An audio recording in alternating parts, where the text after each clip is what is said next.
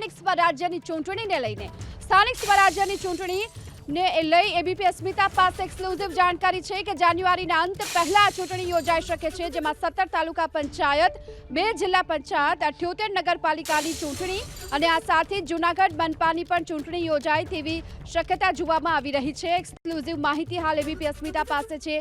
રાજ્ય ચૂંટણી આયોગે તૈયારીઓને આખરી ઓપ આપ્યો છે। મતદાર યાદી સુધારણાને લઈને હવે ટૂંક સમયમાં મોટી જાહેરાત પણ થઈ શકે છે। એક સપ્તાહ બાદ પ્રાથમિક મતદાર યાદીની સુધારણા કામગીરી પૂર્ણ થવાની શક્યતા છે।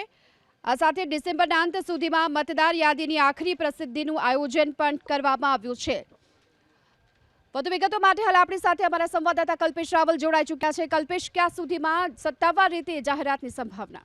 અત્યારે હાલ જે પ્રાથમિક પ્રસિદ્ધિ છે મતદાર યાદી સુધારણાની, એના સંદર્ભમાં અત્યારે ધ્યાન કેન્દ્રિત કરવામાં આવી રહ્યું છે। જે માહિતી રાજ્ય ચૂંટણી આયોગ તરફથી મળી રહી છે, લગભગ એક સપ્તાહમાં પ્રાથમિક પ્રસિદ્ધિ થઈ જશે અને ત્યારબાદ એક અઠવાડિયાનો સમય આપવામાં આવશે કે એમાં કોઈ વાંધા સૂચનો હોય તો, એટલે ડિસેમ્બરના અંત સુધીમાં આ આખી પ્રક્રિયા પૂર્ણ કરવામાં આવે એવી શક્યતા છે। અને જેવી મતદાર યાદીની પ્રસિદ્ધિ થઈ જશે આખરી, કે તરત જ રાજ્ય ચૂંટણી આયોગ ચૂંટણીનો સત્તાવાર કાર્યક્રમ જાહેર કરે એવી પણ માહિતી મળી રહી છે। 2 તબક્કામાં યોજાશે।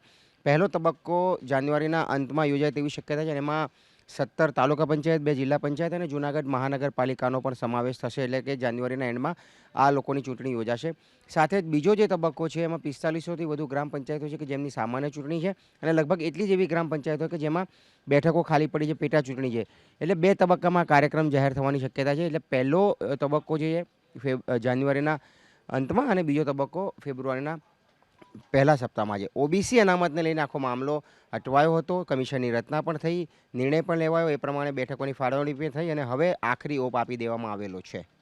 જો આભાર આપનો આ સમગ્ર માહિતી બદલ। એટલે કે હવે જાન્યુઆરીના અંતમાં યોજાવાની શક્યતા જોવામાં આવી રહી છે। કુલ 2 તબક્કામાં યોજાઈ શકે છે આ સ્થાનિક સ્વરાજ્યની ચૂંટણી અને આ સાથોસાથ જો કે એક સપ્તાહ બાદ હવે પ્રાથમિક મતદાર યાદીની સુધારણા કામગીરી પણ પૂર્ણ થવાની શક્યતા છે।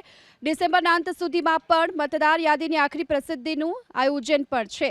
મતદાર યાદીની પ્રસિદ્ધિ બાદ સપ્તાહમાં ચૂંટણી કાર્યક્રમ પણ જાહેર થઈ શકે છે।